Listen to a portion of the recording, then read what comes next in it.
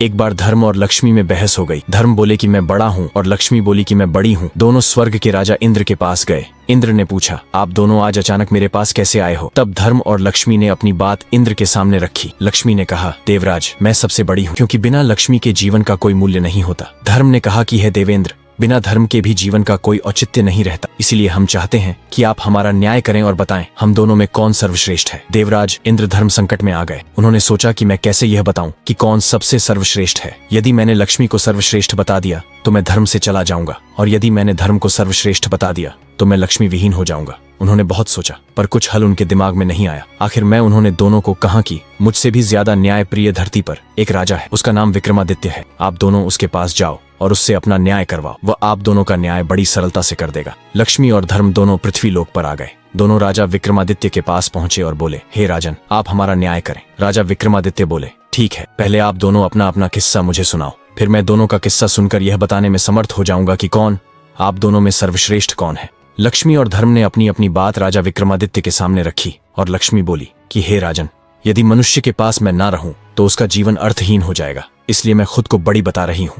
तभी धर्म बोला, हे राजन, बिना लक्ष्मी के तो जीवन चल सकता है, पर धर्महीन होने के बाद मनुष्य के जीवन का अर्थ समाप्त हो जाएगा। इसलिए हे राजन, आप हम दोनों का न्याय करें और बताएं कि हम दोनों में कौन श्रेष्ठ है। राजा विक्रमादित्य बहुत विद्वान थे। वह समझ गए कि यह एक अत्यंत कठिन न्याय है। यदि मैंने लक्ष्मी को बड़ा बता दिया तो मैं धर्म से विरक्त हो जाऊं, और यदि मैंने धर्म को बड़ा बता दिया तो लक्ष्मी मुझसे रूठ जाएंगी। उन्होंने कुछ देर तक सोचा और निर्णय लिया कि यदि धर्म चला गया तो समझो सब कुछ चला जाएगा, इसलिए मैं धर्म को ही सर्वश्रेष्ठ बताऊंगा। आखिर में उन्होंने दोनों को कहा कि मेरे ज्ञान के अनुसार धर्म ही सबसे महान है। धर्म के बिना जीवन का कोई भी अर्थ नहीं रह जाता है। लक्ष्मी एक बार को ना भी रही तो काम चल जाएगा। राजा विक्रमादित्य के इस न्याय से लक्ष्मी जी उन पर क्रोधित हो गई और उनका सारा राज्य और धन वैभव सब गायब कर दिया। विक्रमादित्य रातों रात भिखारी हो गए और वहां से चलकर एक नदी के पास आए। सोचा, चलो नदी से कुछ मछलियां पकड़ी जाएं। उन्होंने नदी से कुछ मछलियां पकड़ी, फिर उन्हें भूनकर नदी के किनारे रख दिया ताकि स्नान के उपरांत मैं इन मछलियों को खाऊंगा। लेकिन जैसे ही वह नहाकर बाहर आए तो देखा सारी मछलियां जिंदा होकर जल में कूद गईं। वह समझ गए कि यह सब लक्ष्मी के क्रोध के कारण हुआ है। वह कुछ नहीं बोले। भूखे ही वह अपनी बहन के यहाँ चल पड़े। उनकी बहन को वहां के लोगों ने बताया कि तुम्हारा भाई विक्रमादित्य तुमसे मिलने आ रहा है। बहन ने पूछा कि भाई कैसे आ रहा है? लोगों ने बताया कि वह फटे हाल वस्त्रों में पैदल आ रहा है। उन्होंने कहा कि उसे घोड़ों के अस्तबल में ठहरने को कहो। विक्रमादित्य को घोड़ों के अस्तबल में ठहराया गया और खाने के लिए उन्हें छोकर की रोटी दी गई। वह समझ गए थे कि यह लक्ष्मी के नाराजगी का असर है, इसलिए उन्होंने वहीं जमीन में गड्ढा खोदकर वह रोटियां गाड़ दी और बोले कि हे धरती माँ, मैं जब दोबारा यहाँ आऊंगा तो आप यह रोटी इसी स्थिति में संभाल कर रखना। फिर वह किसी को बताए बिना वहां से रवाना हो गए। अगले दिन सुबह वह अपने एक मित्र के पास पहुंचे। मित्र ने उनका बहुत स्वागत किया। खाने के लिए उनको तरह तरह के व्यंजन परोसे गए। जब राजा विक्रमादित्य खाना खाने बैठे तो उन्होंने देखा कि खूंटी पर टंगा 9 लखा हार खूंटी निगल रही है। वह समझ गए कि यह भी लक्ष्मी की एक चाल है, इसलिए उन्होंने अपनी सफाई में कुछ भी नहीं कहा। मित्र जानता था कि विक्रमादित्य ऐसा नहीं कर सकते, पर उसकी पत्नी ने विक्रमादित्य पर अभियोग लगा दिया कि उनका हार विक्रमादित्य ने ही चुराया है। वहां से विक्रमादित्य चलते हुए किसी दूसरे राज्य में आ गए। चलते चलते थक जाने के कारण उन्होंने सोचा कि क्यों ना किसी वृक्ष के नीचे थोड़ी देर सो लिया जाए। उधर उस राजा के यहाँ चोरों ने चोरी की थी। वह धन उन्होंने लाकर सोते हुए विक्रमादित्य के पास रख दिया। इधर राजा के सैनिक चोरों की तलाश में जब वहां पहुंचे तो देखा कि सारा धन विक्रमादित्य के पास पड़ा था। उन्हें समझ में आ गया कि यही चोर है। उसको पकड़कर राजा के पास ले गए। राजा ने पूछा कि क्या तुमने ही यह धन चुराया है? विक्रमादित्य ने कहा, राजन, यह धन मैंने नहीं चुराया है, पर उनको अपनी बात की सत्यता को सिद्ध करने के लिए कोई साक्ष्य नहीं था।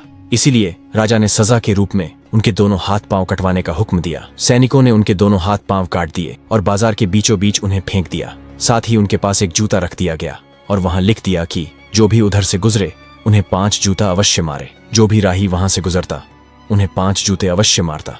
एक बार उस राज्य का एक तेल निकालने वाला तेली उस राह से गुजरा जहां पर राजा विक्रमादित्य घायल अवस्था में पड़े थे। राजा ने उससे कहा कि हे मित्र, मेरे गांव पर मक्खियां बैठ रही हैं जो मुझे पीड़ा पहुंचा रही हैं, इसीलिए यदि तुम मुझे थोड़ा सा तेल लगा दो तो तुम्हारा बहुत ही उपकार होगा। तेली हंसा और बोला, एक तो मैं तुम्हें जूते की सजा नहीं दे रहा हूँ और ऊपर से तुम मुझसे तेल की आशा करते हो। राजन ने उनसे प्रार्थना की।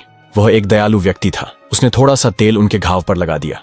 उस दिन जब वह तेल बेचने गया तो उसका तेल शाम तक बेचने के बाद भी उतना का ही उतना रहा। उसे बड़ा आश्चर्य हुआ कि आज ऐसा क्या हुआ कि मेरे घट का तेल चुक ही नहीं रहा है। उसके समझ में आ गया कि यह सब उस घायल व्यक्ति के कारण हो रहा है। वह कोई देव आत्मा तो नहीं। तेली जब घर पहुंचा तो बहुत प्रसन्न था। उसकी पत्नी ने प्रसन्नता का कारण पूछा। उसने सारी बात विस्तार से बता दी। बोला, वह व्यक्ति कोई दिव्य आत्मा है। पत्नी ने यह बात सुनते ही कहा कि आप किसी प्रकार उस व्यक्ति को अपने घर ले आओ। वैसे भी हमारे कोई संतान नहीं है, इसी बहाने हमें संतान सुख भी प्राप्त हो जाएगा, लेकिन राजा से पूछे बगैर हम उसे ला भी नहीं सकते, इसलिए पहले हम राजा से एक बार अवश्य इस संदर्भ में बात करेंगे। पत्नी ने अपनी तेली को समझाया। वह बोली, आप कल सुबह जाकर राजा से बात कर लो, अब देरी करना उचित नहीं है। फिर तेली अगले दिन प्रातःकाल वो राजा से मिलने पहुंच गया। राजा ने आने का कारण पूछा तो वह बोला, मालिक, यदि आप आज्ञा दे तो मैं उस लूले लंगड़े व्यक्ति को अपने घर ले जाऊं। हमारे कोई संतान नहीं है, इसलिए हमारी इच्छा है कि हम उसको अपने साथ रखकर संतान सुख प्राप्त करें। राजा कुछ देर सोचता रहा, फिर बोला, वैसे भी वह व्यक्ति हमारे लिए किसी काम का नहीं है, इसलिए तुम उसको अपने घर ले जा सकते हो। राजा की आज्ञा मिलते ही वह विक्रमादित्य को अपने घर ले आया। जैसे ही विक्रमादित्य उसके घर पहुंचे, उसका हर कार्य अब अच्छा होने लगा। जितनी वो उसकी सेवा करते उतनी समृद्धि बढ़ने लगी। इधर राजा की राजकुमारी बहुत ही विदुषी थी। वह लगभग हर कला में पारंगत थी। वह शाम को दीपक राग गाकर महल और शहर के दियों को प्रज्वलित करती और फिर जब वह रात को दिए बुझाती, उसके बाद विक्रमादित्य फिर से दीपक राग गाकर दिए प्रज्वलित कर देते थे। ऐसा जब 2-3 दिन हुआ तो राजकुमारी को विश्वास हो गया कि राज्य में कहीं न कहीं विक्रमादित्य रहते हैं, क्योंकि दीपक राग गाने वाले गिनती के ही लोग हैं जिनमें विक्रमादित्य सर्वश्रेष्ठ थे। उधर राजा ने राजकुमारी का स्वयंवर रच दिया। दूर दूर के राजाओं और राजकुमारों को आमंत्रित किया। जिस दिन स्वयंवर था उस दिन विक्रमादित्य ने तेली से कहा कि हे पिता श्री, मैं भी स्वयंवर देखना चाहता हूँ, इसलिए आपसे प्रार्थना है कि मुझे उस स्थल पर लेकर चले। तेली ने समझाया कि तुम चल फिर नहीं सकते तो बताओ, कहीं तुम्हें कोई चोट न लग जाए। लेकिन जब विक्रमादित्य हट पर गए तो वह ले जाने को राजी हो गया। बोला, कल प्रातः मैं तुम्हें स्वयंवर दिखाने ले चलूंगा। थोड़ी देर बाद राजा के यहाँ से यह संदेशा आ गया कि उन्हें 100 गंगा तेल सुबह तक चाहिए। तेली ने कहा, भाई ये कैसे संभव हो सकता है, ये तो बहुत ज्यादा है। वह बोला, मैं कुछ भी नहीं जानता, राजा के आदेश से आपको यह कार्य करना होगा, वरना आप सजा के लिए तैयार हो जाओ। तेली बहुत ज्यादा तनाव में आ गया। यह तो असंभव कार्य था। वह बहुत दुखी था। तभी विक्रमादित्य ने पूछा कि पिताश्री, आप इतना चिंतित क्यों हैं? तेली ने अपनी चिंता का कारण बताया। विक्रमादित्य ने कहा कि आप उनसे 100 घड़ा मंगवा लें और चिंता न करें, मुझ पर विश्वास करें, कल हम उन्हें 100 घट तेल अवश्य दे देंगे। तेली को विक्रमादित्य की शक्तियों का अंदाजा था। उसने राजा को कहकर 100 घड़ा तेल के लिए मंगवा लिए। रात में विक्रमादित्य ने तेली से बोले, अब आप दोनों आराम से सो जाए, मैं रात में 100 घड़ा तेल निकाल दूंगा। तेली की पत्नी बोली कि बेटे, तेरे हाथ और पांव नहीं है, बता तू कैसे बैलों को चला पाएगा? विक्रमादित्य ने कहा कि माँ, तू निश्चिंत होकर सो जा, मैं सब कार्य कर लूंगा। रात में विक्रमादित्य ने 100 घट तेल निकाल दिया। सुबह जब राजा के व्यक्तियों ने देखा तो आश्चर्य से भर गए। तेली और तेलिन दोनों को अब पूर्ण विश्वास हो गया कि यह लंका जरूर कोई देव रूप है, इसलिए अब कोई चिंता नहीं करनी चाहिए। अगले दिन तेली ने विक्रमादित्य को नहला धुलाकर नए वस्त्र पहना दिए, फिर उनको ले जाकर स्वयंवर में दूर बैठा दिया। कुछ समय उपरांत राजा और राजकुमार जब आ गए तो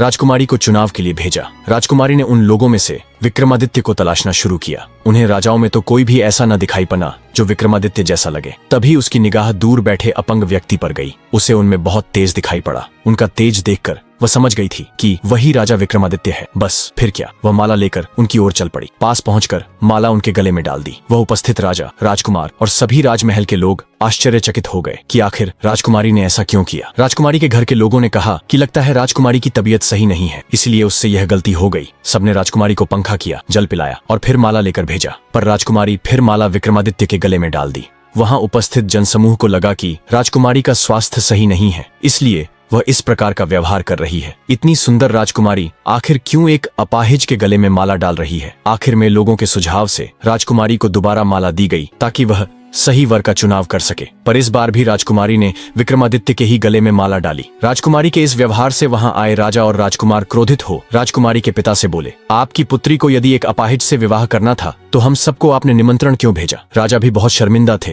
पर क्या करते, सामाजिक रीतियों का पालन करना भी जरूरी था। इसलिए उन्होंने राजकुमारी का विवाह उस अपाहिज के साथ करवा दिया और राजमहल से विदा कर दिया। राजकुमारी राजा विक्रमादित्य के साथ उस तेली के यहाँ आकर रहने लगी। तेली और उसकी पत्नी इस बात से चिंतित थे कि राजकुमारी आखिर उनके साथ कैसे रह पाएंगी, पर राजकुमारी ने उनकी चिंता को निरर्थक साबित कर दिया। वह उनके साथ सहजता से रहने लगी। एक दिन विक्रमादित्य ने राजकुमारी से कहा कि आज उनका हिरण का मांस खाने का मन है, हिरण को मांग कर ले आए। ऐसा राजकुमारी का मन नहीं था कि वह जाकर भाइयों से कुछ मांगे, पर वह अपने पति की इच्छा का हनन भी नहीं करना चाहती थी, इसलिए मन मारकर वह अपने भाइयों के पास गई। जब उसकी भाभीयों ने उसके आने का कारण पूछा तो उसने बता दिया कि उसकी हिरण का मांस खाने की इच्छा है। वह विक्रमादित्य की इच्छा को अपनी इच्छा बता दी। वह नहीं चाहती थी कोई उसके पति के बारे में कुछ गलत कहे, पर फिर भी भाभीयों ने उसके पति के बारे में उसे सुनाया। बोली मांस का इतना ही शौक था तो किसी अच्छे व्यक्ति को चुनती। राजकुमारी उनकी जली कटी बातें सुनकर वापस आ गई। उसने सारी बातें विक्रमादित्य को आकर बताई। विक्रमादित्य ने कहा कि कोई बात नहीं, तुम उनसे मेरी तलवार और घोंगा मांग लाओ। राजकुमारी जब वापस जाने लगी तो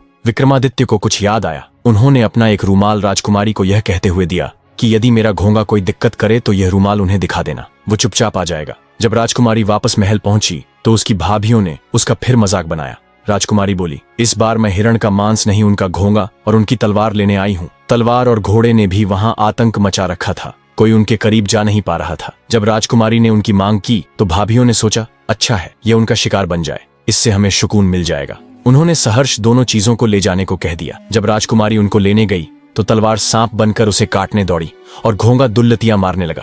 राजकुमारी को विक्रमादित्य की कही बात याद आ गई। उसने तुरंत रूमाल निकालकर उन्हें दिखा दी। विक्रमादित्य की रूमाल देखते ही दोनों शांत हो गए। राजकुमारी ने तलवार उठा ली और घोड़े की लगाम पकड़कर वापस विक्रमादित्य के पास आ गई। जब शाम होने को हुई तो विक्रमादित्य ने राजकुमारी से कहा कि अब वह उसे घोड़े की पीठ पर बैठा दे, आज वह शिकार खेलने जाएगा। राजकुमारी ने कहा कि आप कैसे घोड़े की सवारी कर पाएंगे। विक्रमादित्य ने जब जिद की तो राजकुमारी और तेली की मदद से उन्हें घोड़े पर बैठा तो दिया, पर बिना किसी पकंग के वह घोड़े से गिरने लगे। राजकुमारी यह सब देखकर बहुत दुखी हुई। उसकी आंखों में पानी भर आया। उसने आंखों के आंसुओं को छुपाने के लिए मुंह दूसरी ओर घुमा लिया। तभी उन्हें लगा जैसे घोड़े की लगाम को कोई उनके हाथों से खींच रहा है। उसने जल्दी घूमकर विक्रमादित्य की ओर देखा। आश्चर्य से वह स्तब्ध हो गई। उसने देखा राजा विक्रमादित्य पूर्ण शरीर में घोड़े पर सवार थे। वह बहुत खुश हुई।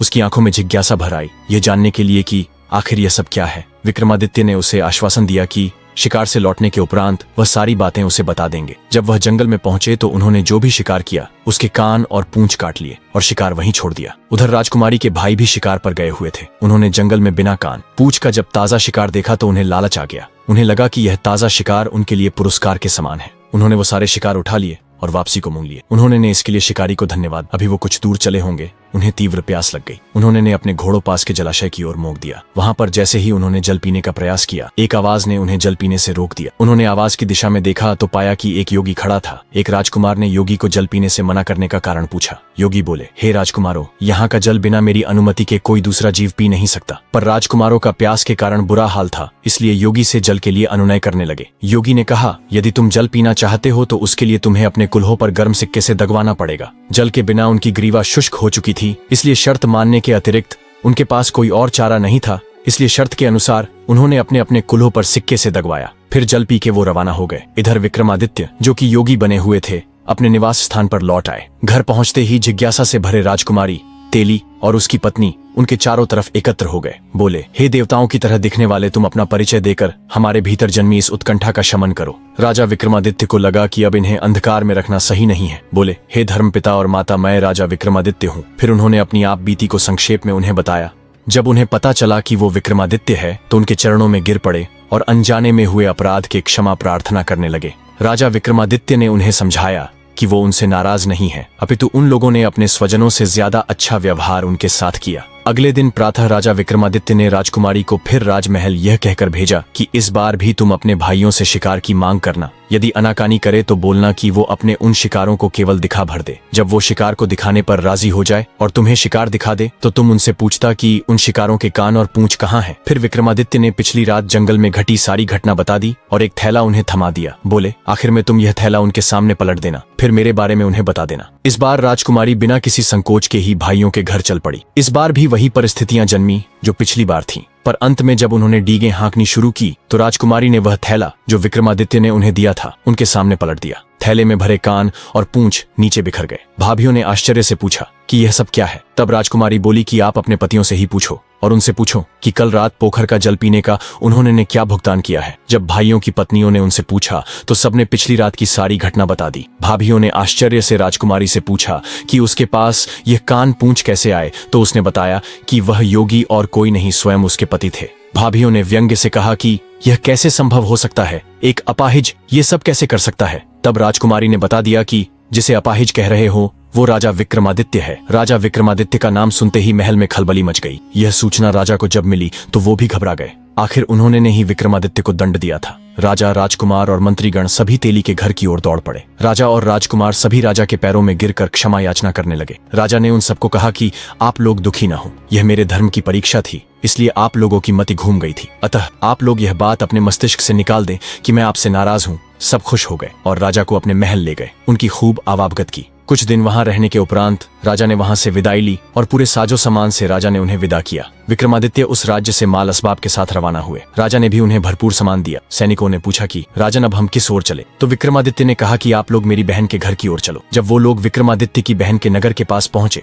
तो बहन को भी उसके गुप्तचरों से समाचार प्राप्त हो गया कि उसका भाई विक्रमादित्य आ रहा है। उसने अपने कर्मचारियों से पता किया कि विक्रमादित्य किस परिस्थिति में है। गुप्तचरों ने बता दिया कि वह पूरे लाव लश्कर के साथ आ रहा है। बहन ने तुरंत राज्य कर्मचारियों से उनके भव्य स्वागत के लिए कहा और बोली उसे विशेष महल में ठहराया जाए। जब विक्रमादित्य पहुंच गए तो बहन उनके लिए बेहतरीन व्यंजन बनवाकर उनके स्वागत में पहुंची। राजा विक्रमादित्य ने वह भोजन करने से मना कर दिया और बहन को लेकर वह गौशाला में पहुंचे। एक जगह जमीन खोदकर उन्होंने सूखी रोटियां निकाली जो उस समय बहन ने उनके लिए खाने को भेजी थी, जब उन पर लक्ष्मी रुष्ट थी। बहन बहुत शर्मिंदा हुई। उसने अपने किए पर शर्मिंदगी जताई, लेकिन विक्रमादित्य ने कहा, बहन, मुझे इस बात का कोई भी दुख नहीं है, पर तुम्हें संबंधों की मर्यादा का पालन करना था। अगले दिन वो वहां से रवाना हो गए। अपने कर्मचारियों से मित्र के घर चलने को कहा।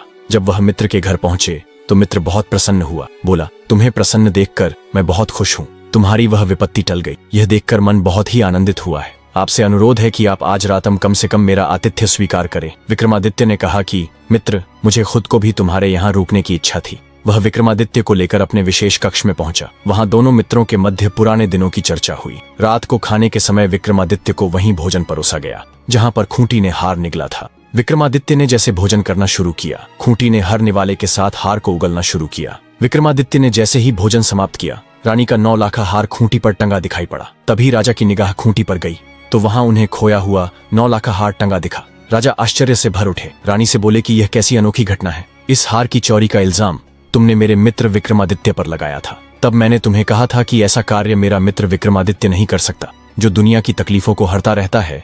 क्या वह एक तुच्छ हार के लिए इतना गिर सकता है? जाओ, अपना हार ले लो। रानी को अपने द्वारा किए गए कार्य पर बहुत शर्मिंदगी हुई। उसने हाथ जोड़कर विक्रमादित्य से क्षमा मांगी। बोली, हे राजन, मेरी मति को उस समय न जाने क्या हुआ था। मेरे उस अपराध की कोई भी क्षमा नहीं है, पर मैं चाहती हूँ कि आप एक बार मुझे माफ करके मेरी पीड़ा को कम कर सकते हैं। तभी विक्रमादित्य ने कहा कि आप लोग ज्यादा दुखी न हो। वह समय मेरा विपत्ति का था। मुझ पर लक्ष्मी रुष्ट थी, इसलिए वो सारी घटनाएं घटी। फिर उन्होंने ने वो सारी बातें विस्तार में उनको बताई। फिर अगले दिन अपने राज्य के लिए रवाना हो गए। जब वो अपने राज्य में पहुंचे तो लक्ष्मी नगर के मुख्य द्वार पर ही उन्हें मिल गई। बोली, हे राजन, तुम सही थे और मैं गलत थी, इसलिए मैंने तुम्हें जो दंड दिए उसके लिए मैं दुखी हूँ। क्या पुत्र अपनी माता को क्षमा नहीं कर सकता? विक्रमादित्य लक्ष्मी के पांवों में गिर गए। बोले, हे माँ, आप ऐसी बात न करें। आपकी परीक्षा से मेरा और भी निखार हो गया, इसलिए मैं आपका आभारी हूँ। विक्रमादित्य के विनम्रता से माँ लक्ष्मी बहुत ही प्रसन्न हुई। बोली, हे विक्रमादित्य, मेरा तुमको आशीर्वाद है। जब तक दुनिया रहेगी लोग तुम्हें नहीं भूल पाएंगे। आशीर्वाद देकर माँ लक्ष्मी अंतर्ध्यान हो गई। राजा अपने नगर में पहुंचकर सुख से जीवन व्यतीत करने लगे। अगर आपको हमारी कहानी पसंद आई हो तो हमारे YouTube अकाउंट को लाइक और सब्सक्राइब करें और शेयर करें और नई कहानी के साथ बने रहें। जय हिंद, जय भारत।